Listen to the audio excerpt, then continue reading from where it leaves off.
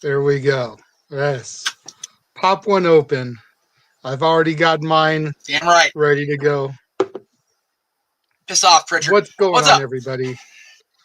Welcome to another brand new installment of Renegades Reviews, the first ever live edition of Renegades Reviews. So if it goes a little cluster effy, please forgive me, for I am at the mercy of this man who's running the production this time, Jeff Meacham. Thank you for joining me today on this episode of Renegades Reviews. Yes, sir. Happy birthday. Thank you very much, sir. Yes. And today, for the kickoff of Renegades Reviews, I'm going to tackle from 1989. I'm sorry, y'all. No Holds Barred. Oh, starring Hulk Hogan, Joan Severance, Kurt Fuller, Tiny Lister, Mark Pellegrino, and Bill Henderson, and also featuring in small/cameo roles Jeep Swenson, who would go on to later play Bane in the horrid Batman and Robin movie that nobody talks about, Bill Axe Eady from Demolition, Stan Hansen, Mean Gene Okerlund, Jesse the Body Ventura, Howard Finkel, and referee Joey Morella. That's a whole lot of dead people in that cast. Throwing it out there. Yikes. Of course, this is the movie that earned Tiny Lister the nickname Zeus, which he used in his billing for many, many years. If you saw a movie starring him, it would credit him usually as Tiny Zeus Lister. Yes. Debo's my homie, and I miss Tiny. I do. He was cool people, man. Me too. Me too. Yeah. All right, so we're going to jump right into it. For those of you that have seen an episode of Renegades Reviews before, we usually start the show with me going over the synopsis of the film, giving you essentially the Cliff Notes version in case you have never seen it before. And then I will begin to discuss my thoughts on the film, and Jeff will give his 2 cents. You know, considering it's Jeff's birthday, it was only right that I started the month of movies with wrestlers with a Hogan film. Yes. And as we're live, there might be some better. Yeah. I don't know if there's few worse than this one, so it's definitely a good launching point for the Hogan movies, considering this was the very first starring vehicle for him. Yes. Yes. Because of the success of this film, which it did double its money at the box office. It did, yes. So it was somewhat of a success. But because of the success of this film, we were able to get Suburban Commando, Mr. Nandy, Thunder in Paradise, Shadow Warriors, and all the other Hogan fare that came afterwards. Now, granted, it was because of his turn in Rocky III that we were able to get this in the first place. Yes. But we're not here to talk about Rocky III. We're here to talk about No Holds Barred. And you said Thunder in Paradise like it was a good thing we got that. You didn't watch Thunder in Paradise, right? No, I did not. Okay. Education in advance. I'm sure eventually I will. I'm sure eventually I will, because I know they did a couple of made-for-TV movies based off the series. Yeah, and I may, yeah. I may need to tackle them next year when I do movies for wrestlers. Right. But they're not coming up this year. Got a few comments. Anyway, there we go. Michael says happy birthday. Thank you, Michael. And Mikey's watching from Tennessee. Our brother's What here. is up, Stat Boy? Stat Boy be in the house. Or I should say, howdy, y'all. Howdy, Stat Boy. What's going down, y'all? And then the Cleaver's here. God bless the Cleaver, man. He said he's going to be here for my show at 4, but here we go, man. He's here with us now. I love it. What's going on, Colin? So anyways. Here we go. God help us. Rip Thomas is the World Wrestling Federation champion, and every time he appears on network television, it just decimates the ratings for the World Television Network. The WTN is the lowest rated network that there is, and Mr. Brell, the network executive, wants to start his own wrestling show to try to compete with the ratings. The day after Rip's most recent title defense, Brell calls a meeting with Rip, trying to get him to be a part of his show and his federation. Of course, this is the era of Hulkamania Hogan. Hogan will not sell out. That wouldn't be for 7 years later. Well, no, he sells out. He sells out the Garden and the sports arena. Yeah. You know what I mean. Stop trying to undermine me, Meacham. This is my show. So Rip refuses to sell out, and Brell calls him a jockass, which he uses that insult multiple times during the movie, and I laugh every time he says it. It's like, was he intentionally trying to say jockass? Did he flub saying jackass the first time, and they just rolled with it? I'm a little curious about that insult, but in any event, Kurt Fuller delivers it beautifully, and I just chuckle every time because when I see Kurt Fuller, I think of the goon from Wayne's World. Right? You know, he was Rob Lowe's henchman, and he was the good one of the duo. Right? So I don't take him so seriously as a villain. Yeah. But, you know, it is what it is. He did a good job in his heel role. I just didn't buy it. Right. Anywho, he tries to get some revenge after calling Rip a jockass, but to no avail because Rip is able to fight off Brell's goons. Now, sometime later, Brell and his associates go to a local bar called the No Count Bar, where they stumble onto sort of a fight club, where men see who is the toughest, like a tough man fight competition. While watching this, Brell envisions a show called The Battle of the Tough Guys, where men try to prove who is the toughest of all in order to win a prize. $100,000 on the line. Now, during the premiere episode, an ex-con named Zeus shows up and makes his debut. Zeus is a former protege of Rip's trainer, Charlie, and he manages to win the $100,000 tournament, becoming Brell's prized fighter. Like, this is his guy. Brell sends a spy to infiltrate Rip in his camp, a woman by the name of Samantha N. Moore. Samantha and Moore. Anywho, Samantha attempts to seduce Rip, but it doesn't last. You know, her being there as a villain doesn't last long because his charity and his good nature win her over, just like it won over every Hulkamaniac back in the 80s. Brother! I know what you're talking about. As a result of Rip being who Rip is, Samantha confesses her mission to him, and she converts to his team, you know, totally turns babyface. When Brell learns of Samantha's betrayal, though, he vows revenge and sends his minions to kidnap her and rape her. But Rip is able to thwart the attack and throws one of the goons into a tree trunk. Jesus Christ. A few days later, when Rip is at a charity event, Brell and Zeus crash the event and challenge Rip to prove his honor by taking on Zeus in an episode of Battle of the Tough Guys. Rip, of course, declines, as he's trying to set a good example for the kids that, you know, you can stand up to a bully, you don't have to play their games, etc. That's right. That evening, Rip's brother Randy and his friend Craig scope out Zeus for themselves during an illegal fight at a warehouse. After Zeus is victorious, Brell spots the pair because Randy is wearing a Rip shirt. Brell thinks that he's converting them to Zeus fans.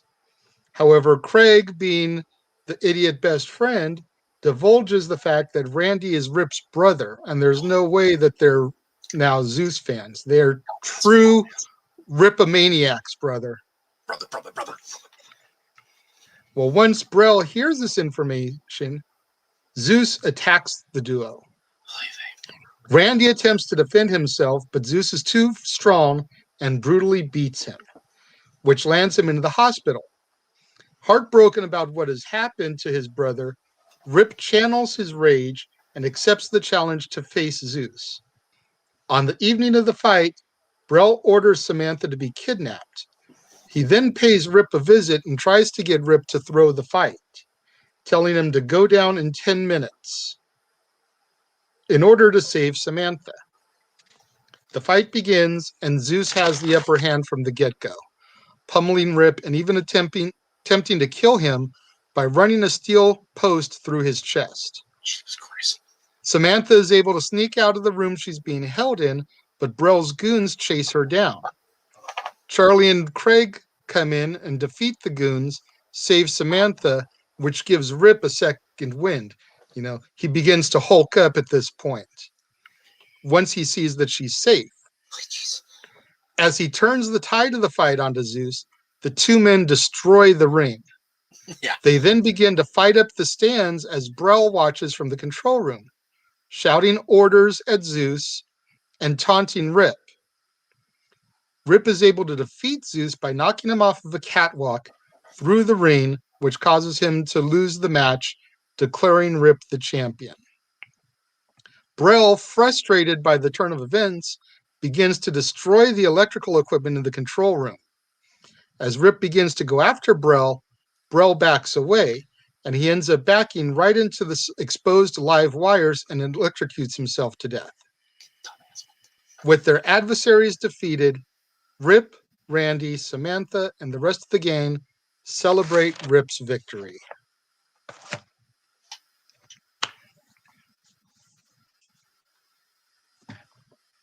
Where are you at, Meach? I'm here.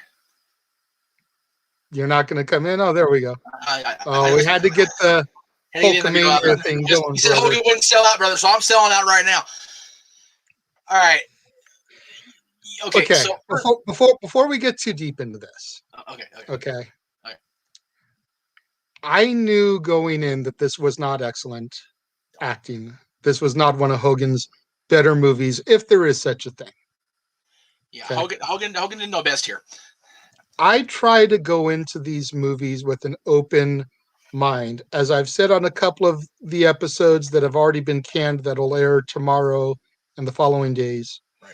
At their best, these movies that star wrestlers, at least the majority of them, are B-movie popcorn flicks.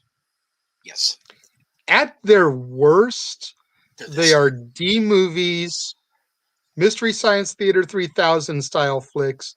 Hell yes. That you get drunk, get stoned to, kick back with your buddies, and just razz on and talk trash the entire movie. Okay? So being that those are basically the two extremes, there's very few that walk the line in the middle. There's very few that are better than the B-movie status. Right.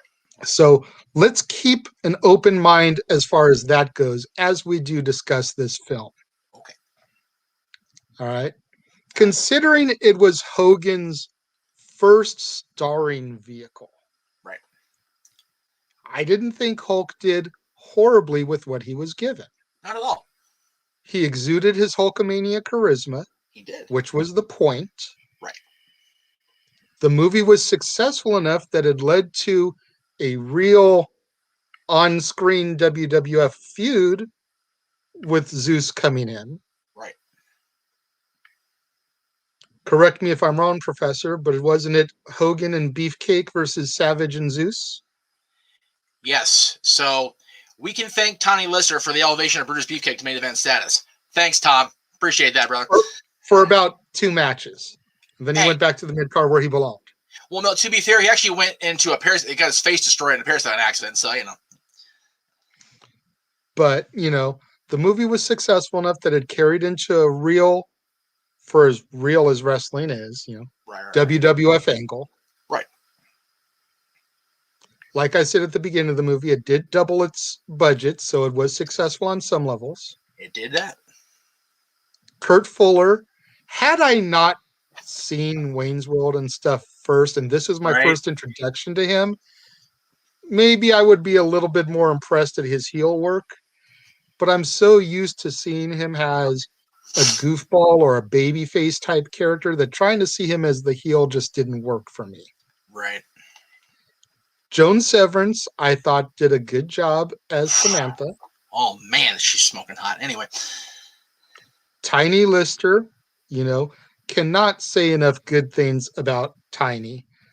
The script may not have been great, but Tiny exuded badassness every time he was on the screen. every damn time. And he didn't even have to say a word. I think the only thing he said was his name. Yes. So for a man to emote that much badassness and only deliver one line, right, says something about his performance and his acting ability as well. And of course, he would go on to be in many a movie after Friday, The Dark Knight. The list goes on and on. Austin Powers and Goldmember. Yep. Funny story. As much of a Hulkamaniac as I am, I didn't see him in this first. I saw him in Friday first with you guys. I hadn't seen the whole part with you guys. I think that's the first time I saw him too, was as Debo in Friday. Right, but I'm saying you guys were Friday fans before I even met y'all. What I'm saying is I came into your guys' house 10 years ago, having been a Hulkamaniac for whatever it was, 20 years at the time, I hadn't even seen No Holds Barred. So I take it back. Dark Knight. I saw him in that first. Dark Knight. But you probably didn't even realize it was him until you connected the dots. Right. Because his role in Dark Knight was so minimal. Right. I mean, I've seen so many press pictures of Zeus that I knew, but I didn't know. If that makes any sense? No, I get it. It's like hearing a song but not knowing the band that sings it. Right. Not knowing that it's that band until you put the dots together. Right. Exactly. You bring aha. You have the big aha moment. Exactly. Mm-hmm. So, with an open mind, I was actually able to enjoy No Holds Barred for what it is. Right. Exactly. A B movie level, maybe C movie level. I can't do this shit anymore. Action popcorn flick. Right. Was it gonna be Citizen Kane? No. Was it gonna be The Wrestler? No. If you want to compare it to an actual wrestling movie with some serious accolades. Right, exactly. No. But let's just be honest. Out of the 4 movies I have viewed so far, this hasn't been the worst one I've seen. No. And what's really sad, and I'm gonna spoil without spoiling. He watched a Roddy Piper movie this week for this week's shows. And the Piper movie was worse than this crap. That'll go up on Wednesday. Right. It wasn't They Live, obviously. Yeah. Oh god, that movie's so bad. Oh my god.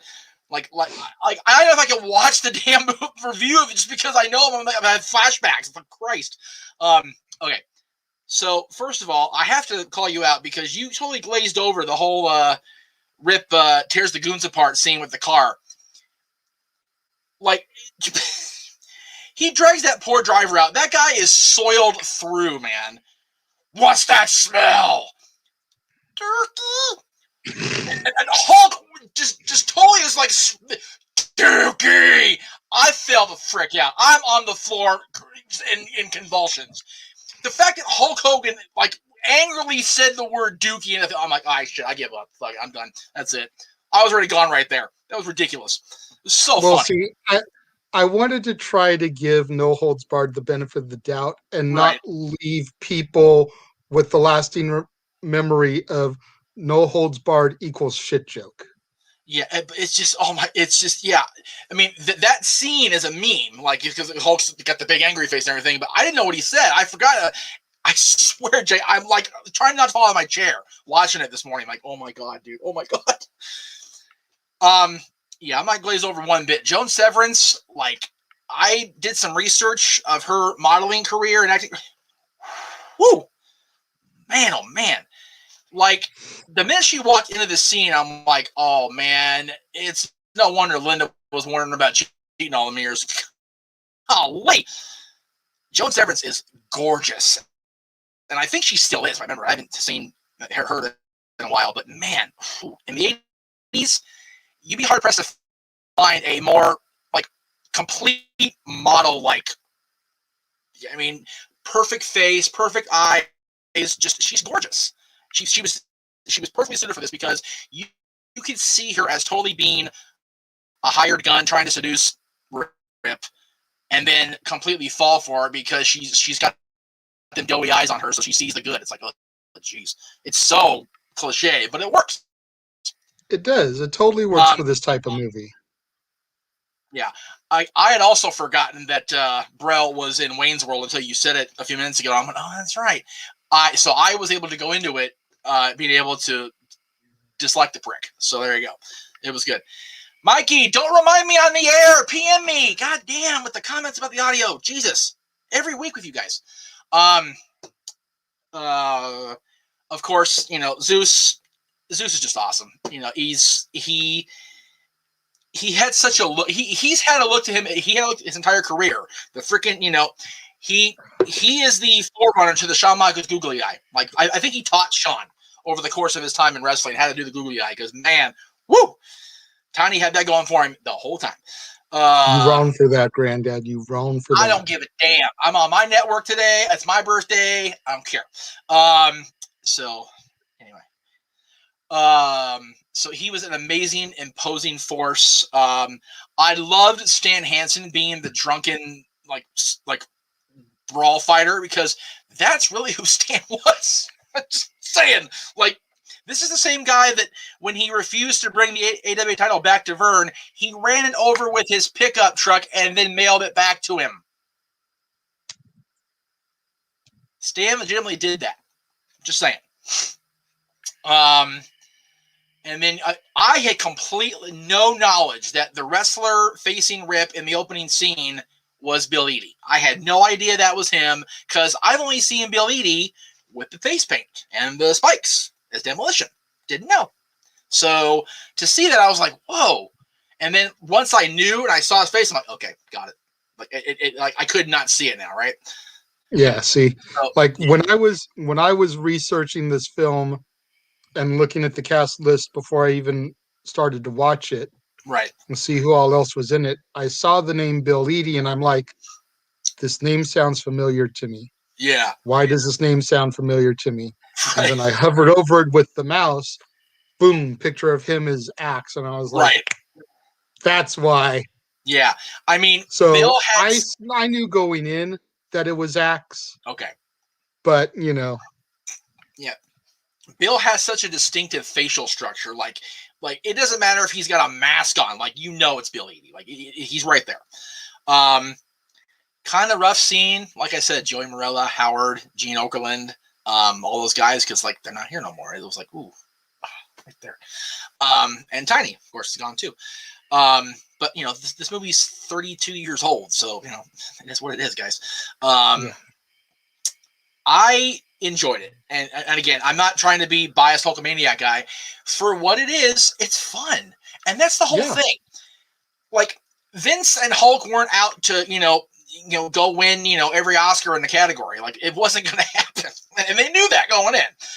They were out there to get Hulk showcased into the mainstream. To turn him into, okay, be on cue with me, dipshit, Hollywood Hogan. That's the whole point. Get him into Hollywood, kind of get that, you know, be what The Rock ended up becoming. So that was the goal of this movie and the movies that went beyond. Obviously, Terry Bollea is no Dwayne Johnson, so there you go. I was going to say, Rock took the blueprint laid down by Piper and Hogan and said, hold my beer. Right. So apparently, Blueprint is the buzzword for the dads and the Renegade this month on Jeff Meacham Network and Casa D18 Studios, because there's Blueprint a lot in the other show we're going to do this Friday. Just heads up. That word. But it's a good word. It's a good word. I like that word. It's a great word. You don't hear it used enough because people don't use blueprints. They just go on the internet and do DIY stuff instead. Whatever. Lazy bastards. I enjoyed it. I enjoyed the casting. Like I said, everybody was cast so well for what they did. I keep thinking I knew the two like suit guys, like the dork guys that got razzed by Stan in the bathroom, but I couldn't tell you where I've seen them. But I know I've seen them, so I didn't have a chance to look them up. But like, they look like they've been in every movie that has like the nerdy guys that are just in suits to sit there and kiss ass. So. It just they were cast very well for what they were. I didn't like the one guy being like really creepy with Joan at the end, where they brought her in. You could watch him appear, and he got the sneer face. I'm like, okay, dude, you look like a serial rapist. You need to stop that. Just turn that face off right now because it's creepy. Stop. It's bad. It's a kids movie. Chill your ass out. Yeah. Jesus. So I forgot what you do ratings wise on your shows. Out of 5 stars. Oh, 5 stars. Okay. If we're going to do the Meltzer scale, good Lord. I can't give it more than 2.5. I can't. I mean, I love it myself. Again, I'm a Hulkamaniac and I like Tiny, but it's very cheesy. I mean, like there's 80s cheesy, then there's this. It's very, very corny, as Mikey said earlier in the comment room. Like I said, the whole Dookie scene just set the tone for me. Like, I couldn't come off that high the rest of the movie because it was just so like, oh my God. And just Hulk, Rip, getting the guy with the motorcycle and riding him off into the street. And it's like, dude, it's so funny how my brain works. Like, sometimes I go, okay, like, that's funnier than hell. And then I go, dude, that doesn't age well one bit, man. That does not, because that's vehicular homicide attempt. Like, that's bad. Like, that's really bad. And what he did to that limousine, good grief, man. It's like, just make it easier on yourself. Have Vince get in and blow it up. It takes like half the time. You get those people beat up that way. I enjoyed it, but I can't get more than 2.5 just on sheer movie credibility. So there you go. That's fair enough, coming from a Hulkamaniac like you. I mean, I'm going to be a little bit more generous to it, but not much more. Right. As you said, it was all about getting Hogan and by proxy, the World Wrestling Federation. Yes, exactly. Out there more into the mainstream. The very first foray into sports entertainment. Exactly. Which, granted, Vince had been calling it that for a minute, but it was the first time it really got elevated to a mainstream level. Yes. Excuse me. I mean, with one of its, if not its biggest draw at the helm. Oh, yeah, for sure. Granted, Princess Bride had come before. Right. But as we've talked about before, Andre's role wasn't the star. He was featured heavily. Right. But he wasn't the star. Hogan was the star of this. And when you consider that Andre was going not even half speed as far as his physical health, and he still looked like $1 million in that movie. Can you imagine if they had Andre at full speed? Man, oh my God, that would have been so amazing. But we'll talk about that later in the month, I'm sure. So definitely. So out of 5 stars, I'm going to give No Holds Barred 3 stars. Oh, okay. Well, there you go. Like I said, a little bit more generous. Right. But not much. Right. I enjoyed this movie like you did for what it was. Right. A cheesy 80s action popcorn flick. Yes. That just happened to star the biggest wrestler in the world at the moment. Oh, yeah. Yeah. I mean, even, now, God bless him, down south people would argue Flair. Well, no, it's funny. When they brought everybody together there and they started doing the confidential pieces in the early 2000s, Rick even said himself, like, I can say from a different perspective, he was the biggest star in the world. even Ric Flair can, it's still hard to be humble. He humbled himself and he admitted it. Yeah. So Flair may be able to admit it, but the die-hard WCW fans or Crockett fans of that time may argue it. And that's the only point I'm trying to make, is that those fans may dispute that Hogan was the biggest star in the world at the time. Right. But there was no denying Hulkamania. That's why this movie was made in the first place. Exactly. What do you guys out there think about No Holds Barred? Those of you that are still watching, give us a comment real quick. Jeff may pop it up onto the screen. Well, I was waiting to because I didn't want to interrupt your whole flow, because I know this is your shtick. So I wanted to make sure. Earlier, Colin said, "I'm always down to burn one and watch a flick." Dude, Colin, you need to get out here. Sean Waltman, Ron Funches, and even like the other guys that are out here, they do that like when we can get out of COVID land. That is, they do get high and watch wrestling like all the damn time. It's hysterical. Gotta make it happen, brother. Mikey was pointing out that he got the question right against Greg Cherry, impressed Greg about, I forgot what he was talking about, so I'm sorry, Mikey, my bad. No, Mikey, Joan Severance is hot. Like, I watched the movie this morning, I was like, hi. So, yeah, she's hot. Sorry, Mikey. If you played for the Kings, 5 minutes for fighting, okay, I got it with the PA announcer, got it. Okay. And no, Colin, I did not see Friday, any of them, until I moved in with this guy. I hate the damn mirror thing. This guy. I had not seen. Yeah, remember, I am the least likely to get stoned ever. You and me both. So, like, it's and I wasn't a huge fan of Chris Tucker's or Ice Cube or really any of those guys until I saw Rush Hour. So I hadn't seen it. So. Yeah, I saw Friday in the theaters, and it's been a favorite of mine ever since. But unlike Jeff, I grew up listening to hip hop music, which I Ice Cube music, right? know, Johnny Witherspoon, Bernie Mac, Chris Tucker, Nia Long, Regina King, like all those prominent names. And of course, Zeus himself, as the heavy Debo. Yes. So Colin gave it a C+, which is about what you gave it. So there you go. Let's see. Colin's about on my page. As is Chris 3.3, which okay. Interesting. And apparently it's Chris's girlfriend's birthday, so happy birthday to your girlfriend, Chris. Very cool. There's a lot of birthdays today in wrestling and in general. I'm gonna go over that in the next hour during my show. So it's kind of sad, actually. I know. I'm sorry. Dude. Colin. Give him a little bit of a break. At least he has now seen them. And to quote my show that I'm sure don't have the damn rack here. Here's the thing. Aaron and I have compiled a list. There's a list in my Google Drive of stuff I haven't seen. I'm gonna be busy for the rest of my freaking life at this point. I mean, full disclosure, bro.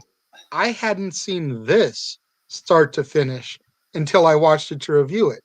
Right. And this film's even older than Friday. Right. And I've seen some of Hogan's other fare. Right. That I'll be covering this month right here on Renegades Reviews. There you Get go. that cheap plug-in. Now, see, but I mean, I've seen Mr. Nanny a million times, and I love Mr. Nanny. I'm like one of the 3 people that does, and that's fine. That's fine. I accept that. That's fine. Suburban Commando is ridiculously underrated. You've got Hulk, Christopher Lloyd, who hello, Shelley Duvall, also underrated if you don't watch The Shining, and The Undertaker, who really kind of got launched off that movie. Let's not kid ourselves. I mean, you have Paul Heyman in his ear, and then Hulk goes, brother. So, Michael gives it 2.5 out of 5, so he's right down the middle, Daddy. Okay, so he's right there with you. There you go, brother. And yeah, so I enjoyed it, but yeah, it's It's not my favorite Hulk movie. I'm not even gonna front. No. It's not. Honestly, I'm the lamest one because my favorite Hulk movie is Mr. Nanny. I think that movie's adorable. I do. I think it's too cute for school. So. And my favorite is Suburban Commando. Right. Throwing it out there. Yeah, and honestly, I think the reason it's not Suburban Commando is because I haven't seen it, and like. You know when you get a movie and you just gotta watch it over and over again just because you love it that much? I haven't seen Suburban Commando more than once because I never owned a copy of it. And as far as No Holds Barred, the reason I have not seen it, okay, here we go. Here's where we get in trouble with the federal government. A friend of ours at Battleground Pro Wrestling burned me a freaking DVD of it because I hadn't seen it. And this is in 2012, 13, something like that. So it had been out for almost 30 years already, and I hadn't seen it yet. So the first time I watched it was on his DVD player at the apartment. And I watched it, I go, did I really push to watch this? Like, why? What do they do? What am I doing?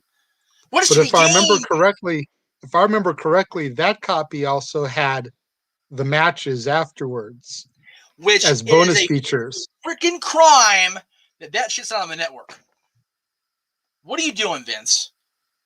That's your guy, his bitch, Randy Savage, and Zeus, and Sherry and Liz, and you're not. Why? Come on, Vince. I don't know, sir. I mean, we're gonna pick on your ass enough Friday, but let's just get it started right now. Anyway, I still have yet to see the match in the match of the movie. Have not seen that, so need to get on that for myself. But yeah, I'm glad we started with this because it's like you said, it's good popcorn. It's a popcorn movie, a popcorn flick, and it's very much fodder for Mystery Science Theater 3000 and Beavis and Butthead and all. It's just fun to sit down and make fun of this damn thing. And I think even Hulk will say at this point, for real, it's just crazy. So it's anyway. I like it, but I don't love it. And if you end up doing Mr. Nanny or Suburban Commando down the line, I'll definitely check those out because I really want to get a feel for those again. Oh, definitely. They're both going to be featured this month. Yeah. On the Casa D18 Studios channel. On episodes of Renegades Reviews. Let me see if I've got my handy dandy banner here. For all of you guys that did not watch the live stream and are going to be watching the replay of this, leave your comments in the comment box below. Let us know what you think about No Holds Barred, what you rate it. Right. Your comment just might get highlighted when we do the March edition of Renegade Recap towards the end of the month. Right. Probably around the same time we did February, the last, 20. Yeah, so it's usually the last week of the month, somewhere in there, depending on my day off. Yes, Thank you for joining us. Thank you for joining me, Jeff. Yes, of Once course. again, happy birthday. Thank you. Thank you to all the fans for joining us today on another installment, brand new, of Renegades Reviews. Exclusively, as always, on the Casa D18 Studios channel. Featuring today prominently here on the Jeff Meacham Network due to it being a Hogan movie and Jeffifa's birthday. And don't forget, coming up, I'm pretty much going to change my shirt and get it going early. Coming up right now on the Jeff Meacham Network will be Talk Wrestling.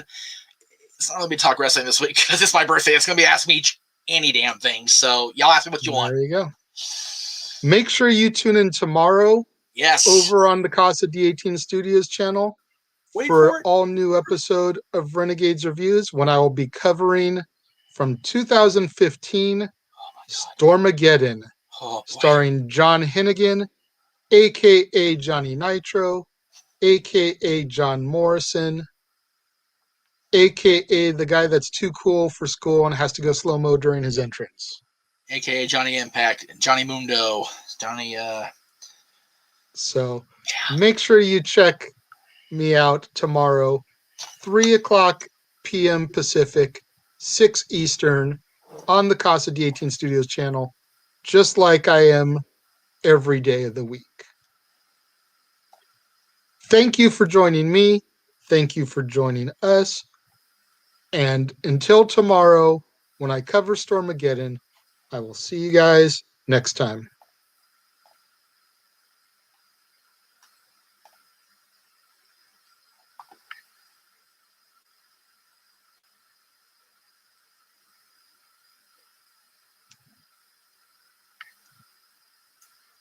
It says joint. Debo's in the movie.